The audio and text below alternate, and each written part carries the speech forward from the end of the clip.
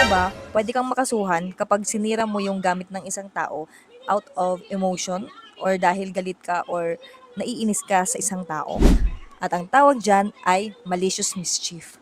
Kahit sa simpleng paggasgas ng motor o kaya pagbasag ng cellphone o kaya pag-damage ng isang property dahil naiinis ka or galit ka sa isang tao, pwede kang makasuhan or magkaroon ng legal problem or legal case. At lahat ng yan ay natutunan ko dito sa Legal Kidney 1. Dito sa Legal Kidney 1, dinuturo dito lahat ng mga basic law and rights mo bilang isang Pilipino. So dito, napakadaling intindihin.